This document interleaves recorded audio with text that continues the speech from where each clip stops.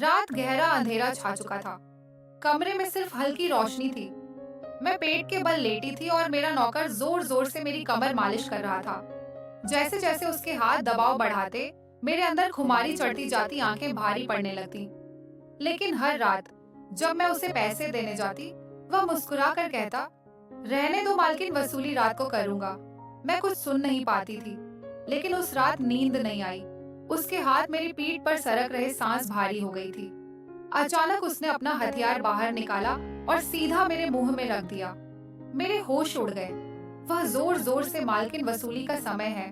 मेरा मुंह भर गया, लेकिन वह नहीं रुक रहा था। बाप रे दोस्तों, आगे क्या हुआ वह मैं ही जानती हूँ। पूरी कहानी सुननी है, लेकिन उससे पहले वीडियो को लाइक कर दो और नीचे में लाल कलर का सब्सक्राइब बटन दबाकर चैनल सब्सक्राइब कर लो। जो जो सब्सक्राइब करेगा उससे मैं रात को कॉल करूंगी, इसलिए जल्दी से सब्सक्राइब कर लो। चलिए कहानी आगे बढ़ाते हैं। मेरा नाम प्रिया है। मैं बहुत खूबसूरत थी, इसीलिए शादी से पहले हर दिन मेरे लिए रिश्ता आता था। मैं अपने माँ बाप की इकलौती बेटी थी, इसलिए मेरा बाप चाहता था कि मैं डॉक्टर बनकर उसका नाम रोशन करूं।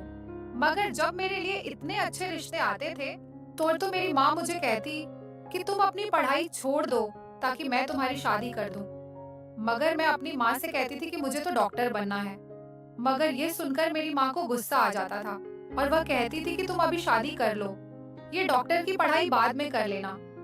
मगर मेरा बाप नहीं मानता था, इसलिए मेरी माँ एक बुजुर्ग बाबा के पास गई और उनसे कहा कि मैं अपनी बेटी की शादी करना चाहती हूँ। मगर उसका बाप नहीं मान रहा। कोई ऐसा ताबीज दो कि उसका बाप शादी के लिए फौरन मान जाए। उस बुजुर्ग ने मेरी माँ से 2000 रुपए लिए और ऐसा ताबीज दिया कि मेरा बाप मेरी शादी के लिए फौरन मान गया। यह रिश्ता दरअसल मेरे बाप के दोस्त ने अपने बेटे के लिए मांगा था और कहा कि आपकी बेटी शादी के बाद भी डॉक्टर बन सकती है। यह सुनकर मेरे बाप ने उससे शादी के लिए फौरन हाँ कह दिया और मैं विदा होकर अपने ससुराल आ गई। मेरे ससुराल वाले बहुत अमीर थे, इसलिए मैं और मेरे पति अलग घर में रहते थे। मेरा पति अपने बाप का दी बिजनेस संभालता था, इसलिए वह सुबह से शाम तक बिजी रहता था। मैं उसके घर गई तो वहाँ का ऐशो आराम देखकर मैं चौंक गई। मेरे पति ने मेरी सेवा के लिए कई नौकरानियां रखी हुई थी, मगर उसका एक नौकर धीरे धीरे मेरे करीब आने लगा।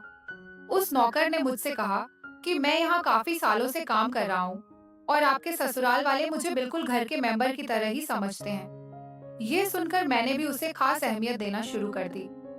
वह एक दिन मेरे एक कमरे में आ गया। मैं अभी तक बिस्तर में लेटी हुई थी। उसने मुझे थका थका देखा तो कहने लगा कि आप लेटे रहो, थक गई होगी। अगर आपको ऐतराज ना हो तो मैं आपके कंधे दबा दूं।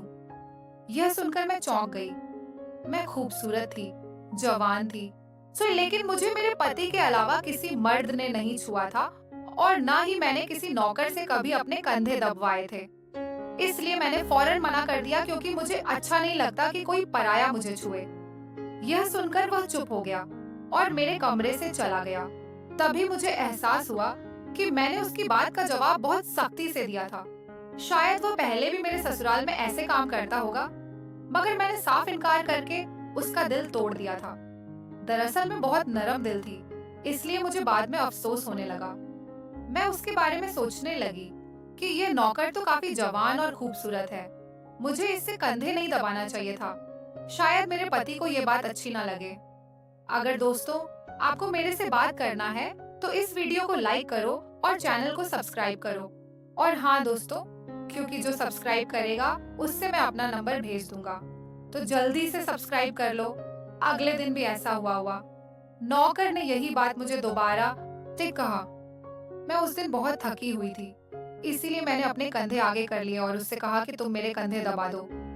ये सुनकर वह खुश हो गया और उसने मेरे कंधे दबाने शुरू कर दिए। वह इतने धीरे धीरे कंधे दबा रहा था कि मुझे फिर से नींद आने लगी। यह देखकर वह नौकर कहने लगा, मालकिन आपको नींद आ रही है, आप बिस्तर पर लेट जाओ, मैं आपके कंधे दबाता रहूंगा। मैं जैसे मदहोशी में थी, इसलिए फौरन बिस्तर पर लेट गई। वह नौकर बिस्तर पर आ गया और मेरे कंधे दबाने लगा। उसके बाद मुझे होश नहीं रहा और मैं सो गई। मुझे नहीं पता था कि मैं कितने घंटे सोती रही। मेरी आंख खुली तो मैंने देखा कि वह नौकर अभी तक मेरे कंधे दबा रहा था। यह देखकर मुझे उस पर तरस आ गया और मैंने हाथ बढ़ाकर अपना पर्स खोली और कुछ नोट निकाले और उस नौकर के हाथ में रख दिए। यह देखकर वह शर्माने लगा। मालकिन, आप मुझे पैसे देकर शर्मिंदा कर रही है। मेरी सैलरी अच्छी है, मुझे इन पैसों की जरूरत नहीं है। यह सुनकर मैंने उससे कहा कि यह पैसे तुम्हारी मेहनत के हैं। यह सुनकर उस नौकर ने मुझसे वह पैसे लिए और मेरे कमरे से निकल गया। मेरा पति रात को देर से आता था, इसलिए मैंने शाम को फिर उस नौकर को अपने कमरे में बुलाया और उसे कहा कि तुम्हारी मालिश से मुझे बहुत अच्छी नींद आती है, इसलिए जय जब तक मेरा पति घर नहीं आ जाता तब तक तुम मेरे कमरे में ही रहना। शायद नौकर को पैसे का लालच आ गया था, इसलिए वह मेरी बात सुनकर खुश हो गया और कहने लगा, मैं तो आपका मामूली सा नौकर हूँ, जैसा आप कहोगे मैं वैसा ही करूँगा। आपके कंधे दबाता रहूंगा ताकि आपकी थकान उतर जाए और आपको सुकून मिले। यह सुनकर मैंने उससे कहा कि तुम्हारे हाथों में जादू है, इसलिए तो मेरी सारी थकावट उतर जाती है। एक दिन नौकर ने मुझसे कहा कि आपकी सास भी कभी कभी मुझसे मालिश करवा लेती थी। यह सुनकर मैं चौंक गई। मुझे मेरी सास ऐसी नहीं लगती थी, मगर वह नौकर झूठ बोलने वाला नहीं लगता था। मुझे ससुराल आए 1 महीना होने वाला था, इसलिए मैंने नौकरों को परख लिया था। वह मुझे हर बात सच ही कहता था। मेरे घर में नौकरानियां भी काम करती थी, मगर वह झूठी और बेईमान थी। वह मुझसे जो बात सुन लेती थी और उसे पूरे मोहल्ले में मशहूर कर देती थी, इसलिए मैं उन्हें अपने कमरे में नहीं आने देती। यह नौकर इस घर का पुराना नौकर था, इसलिए मैं उस पर भरोसा करती थी। पक्कर भी मेरे कमरे में आता था, मगर अपनी नजरें झुकाकर रखता था। वह मेरे जिस्म को हाथ लगाता, मगर उसकी नीयत खराब न थी। ऐसा हर रात होता था। एक दिन मैंने अपने पति से कहा कि जब से हमारी शादी हुई है हम कहीं घूमने फिरने नहीं गए। यह सुनकर मेरे पति ने कहा कि जब से हमारी शादी हुई है तुम भी तो हर वक्त नींद में रहती हो। मैं रात को घर आता हूँ, चित तो तुम गहरी नींद में होती हो। दिन को मेरे पास वक्त नहीं होता और रात को मेरे घर आने से पहले तुम सो जाती हो। यह सुनकर मैं अपने दिल में सोचने लगी कि यह सब नौकर की मालिश की वजह से हो रहा था। मेरे पति की शिकायत सही थी। मुझे रोज रात को अपने पति के लिए जागना चाहिए था। उस दिन मैंने फैसला किया कि आज रात जब नौकर मुझे मालिश के लिए कहेगा तो मैं इनकार करूंगी, ताकि मुझे नींद ना आए और मैं अपने पति के आने तक जागती रहूं। शाम हुई तो मैंने नहाकर खुद को खूब तैयार किया और दुल्हन बनकर बिस्तर पर बैठ गई। नौकर मेरे कमरे में आया तो उसने मुझे मालिश के लिए पूछा, मगर मैंने साफ इनकार कर दिया। मेरी बात सुनकर वह कुछ उदास हो गया और वापस चला गया। कुछ देर बाद नौकर मेरे कमरे में आया तो उसके हाथ में चाय का गिलास था। मैंने खाना नहीं खाया था, इसलिए फौरन चाय पी ली और अपने पति का इंतजार करने लगी, मगर मुझे नींद आ गई और मैं सो गई। सुबह मैं जागी तो नौकर फौरन मेरे कमरे में आया और कहने तो लगा, मालकिन आपके लिए नाश्ता लेकर आऊं। यह सुनकर मैंने अपने पति के बिस्तर की तरफ देखा, वह खाली था। यह देखकर नौकर कहने लगा, मालिक को जरूरी काम था, वह नाश्ता करके चले गए। यह सुनकर मेरा मूड खराब हो गया। मैं रात भर उसका इंतजार करती रही, मगर वह सुबह होते ही ऑफिस चला गया। मैंने नौकर से कहा कि मेरे लिए चाय ले आओ। नौकर कमरे से बाहर निकल गया। तभी मैंने अपने जिस्म की तरफ देखा तो चौंक गई। रात को मैंने दुल्हन का कपड़ा पहना हुआ था, मगर अब मेरे जिस्म पर कोई और कपड़े थे, मगर मैंने अभी जेवरात पहने हुए थे। मेरा सर भारी होने लगा। मुझे यह सोचकर चक्कर आने लगे कि रात को मेरे साथ क्या हुआ था और मेरे कमरे में कौन था और उसने मेरे साथ क्या किया था, मगर मुझे कुछ याद न आया। मेरा दिल घबराने लगा और मैंने अपना सर पकड़ लिया। मेरा पूरा जिस्म दर्द कर रहा था, इसलिए नौकर चाय लेकर आया तो मैंने उससे कहा कि मेरा जिस्म दबा दो। ये सुनकर वह बिस्तर पर आ गया और मुझे दबाने लगा। उस दिन मैं देर तक बिस्तर पर पड़ी रही। उस दिन मेरे पति अचानक घर आ गए। मैंने उसे देखा तो उस पर बरस पड़ी। मैं रात को तुम्हारे लिए दुल्हन बनकर जागती रही, मगर तुम नहीं आए। यह सुनकर मेरे पति कहने लगे, मैं रात को कमरे में आया तो तुम गहरी नींद में थी, इसीलिए मैंने तुम्हें नहीं जगाया। यह सुनकर मैं चौंक गई, मगर मेरे कपड़े किसने बदले और नींद पूरी होने के बावजूद मेरा जिस्म क्यों दर्द कर रहा है कि मैं उलझ गई थी। मेरे पति कहने लगे, अच्छा ठीक है, मूड खराब करने की जरूरत नहीं है। मुझे आज रात एक काम के सिलसिले में बाहर जाना है, इसलिए देर हो जाएगी, मगर अब भी मेरे पास 3 से 4 घंटा फ्री है। अगर तुम कहो तो हम अभी कहीं बाहर जा सकते हैं। यह सुनकर मेरा मूड खुद ब खुद ठीक हो गया। और मैं सारी रात वाली बातों को भूलकर खुश हो गई। शादी के बाद यह पहला मौका था कि मैं अपने पति के साथ कहीं बाहर जा रही थी। मैं जल्दी जल्दी तैयार होने लगी, जबकि मेरा पति गाड़ी में बैठकर मेरा इंतजार करने लगा। उस वक्त नौकर मेरे कमरे में आ गया और मुझसे पूछा, मालकिन आप कहीं जा रही हैं क्या? यह सुनकर मैंने उससे कहा कि हाँ, मगर तुम क्यों पूछ रहे हो?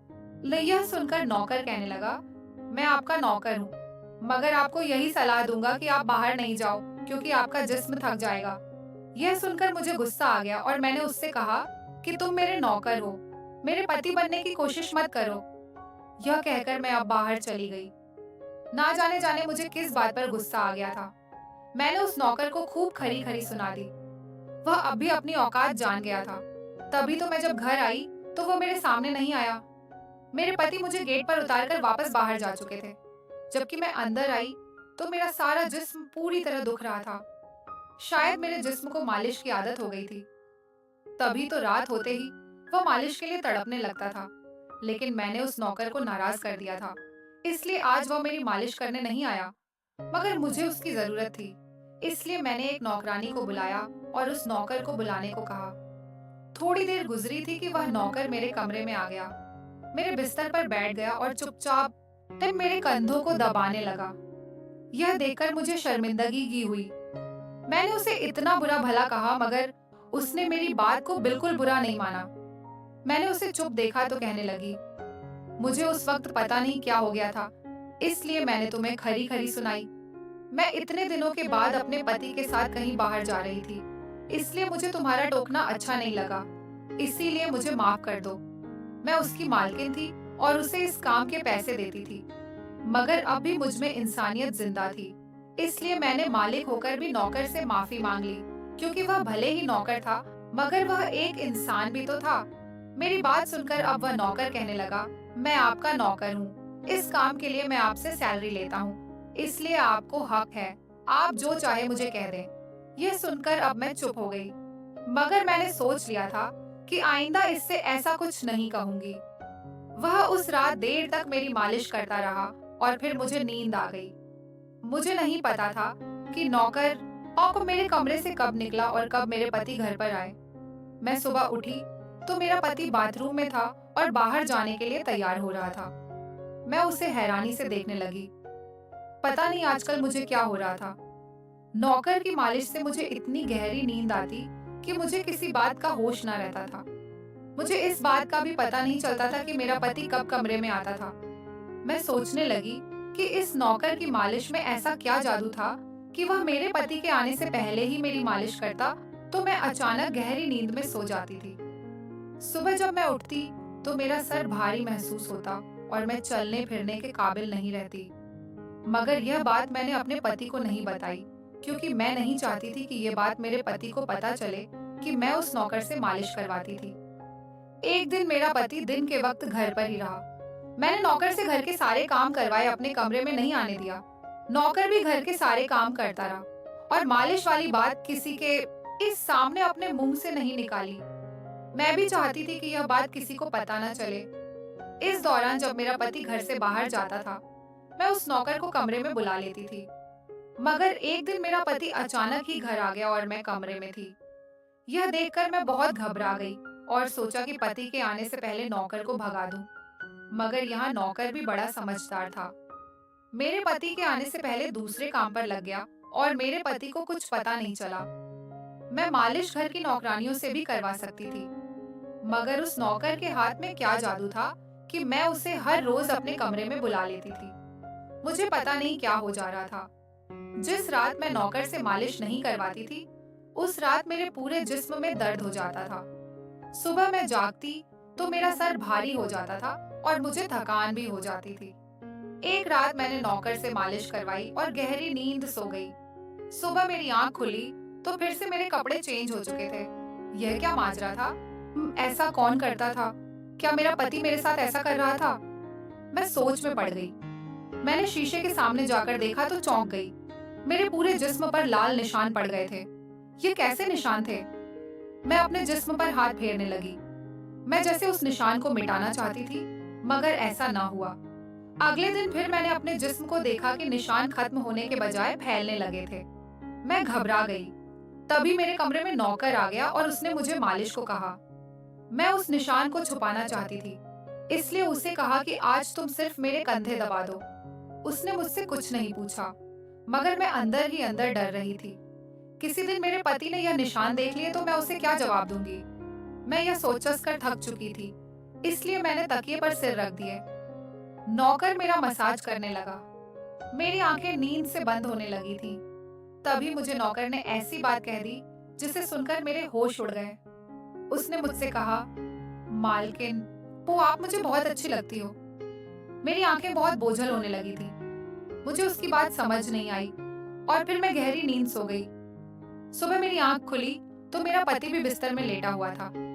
मेरा सर भारी हो रहा था और जिस्म दर्द से छूट रहा था, मगर उसके बावजूद मैं अपने पति के करीब गई और उसे धीरे से उस निशान के बारे में बता दिया। मैंने सोचा कि यह निशान बढ़ रहे थे, इसलिए मुझे यह बात अपने पति को बता देनी चाहिए। यह सुनकर मेरे पति ने मेरे जिस्म से कपड़ा हटाया तो वह उछल पड़ा। वह मुझसे दूर हो गया और कहने लगा, तुमने मुझे धोखा दिया है, बेवफा बेवफाई की है और तुम्हें उसी की सजा मिली है। यह कोई बीमारी नहीं है बल्कि तुम्हारा गुनाह है। मुझ में क्या कमी थी जो तुमने दूसरा मर्द तलाश कर लिया। जो मैं काम में बिजी था, मर तो नहीं गया था कि तुमने एक और चक्कर चला लिया। यह सुनकर मैं हक्का बक्का रह गई।